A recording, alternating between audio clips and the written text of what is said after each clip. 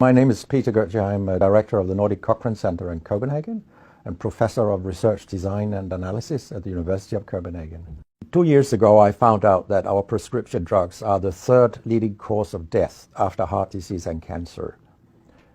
Our drugs kill around 200,000 people in America every year, and half of these people die while they do what their doctors told them. So they die because of the side effects. The other half die because of errors. And it's often the doctors that make the errors, because any drug may come with 20, 30 or 40 warnings, contraindications, precautions and so on. No doctor in the world knows about all this. So they give patients drugs that they should not have given them, that interact dangerously with other drugs or food items or so on. And then the patients die. That's the other half. So the other thing I found out 2 years ago was that much of what the drug industry does fulfills the criteria for organized crime in US law. And they behave in many ways like the mafia does. They corrupt everyone they can corrupt. They have bought every type of person, even including ministers of health in some countries. So there is a huge amount of corruption. In my country, for example, Denmark, we are regarded as having very little corruption. But yet we have thousands of doctors on industry payroll, although we are just 20,000 doctors. So this is an effective kind of corruption. The drug industry buys the professors first, then chiefs of department, then other chief physicians and so on. They don't buy junior doctors. So when several thousands are on industry payroll, it's really, really bad. And that's why I wrote my book, Deadly Medicines and Organized Crime, How Big Pharma Has Corrupted Healthcare. I hope to convince patients not to take so many drugs, because so many die from the drugs they take. In my country, people take so many drugs that every single citizen can be in treatment with 1.5 drugs from they are born till they die. This is incredible. And drugs are not that helpful. And they kill very many of us. We know that. That's why drugs are the third major killer after heart disease and cancer. So what we need in the coming years is to take far fewer drugs than what we do currently.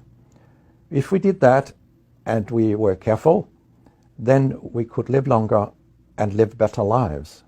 Because drugs have many side effects, and patients often don't realize that when they become worse, that it could be a side effect of the drug, which they continue taking because that's what their doctors tell them. So when I was a specialist in internal medicine, what I very often did was that I stopped a lot of drugs, particularly in elderly people. And it's quite revealing to see a bedridden elderly person come into your ward, and when you stop the drugs, I mean, that person becomes many years younger. And many of these drugs affect the brain, and old people tolerate that very, very badly. They fall, and when they break a hip, 1/4 of them die. And for example, antidepressant drugs are used in more than 10% of our elderly. And they seem to kill 3% of them every year. I mean, if 100 old people take an antidepressant for 1 year, 3% of them will die because they fall and break their hip. This is a huge death rate. So a lot of other drugs than antidepressants also make people fall and kill them. And they may affect your cognition, your memory, and all these things. And then they interact in ways that we know almost nothing about. Very many elderly, they take more than 5 drugs a day. And we actually don't know how these drugs interact with each other. What we do know is that all drugs have many effects in the body. And some of them interact also in their metabolism, so that you can get a too high concentration of a drug if you take other drugs simultaneously.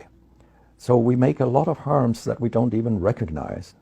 I have a pretty colorful collection of things people have called me during all these years. And sometimes journalists have asked me, why do you always look up controversy? And my reply is, I don't. Controversy looks me up.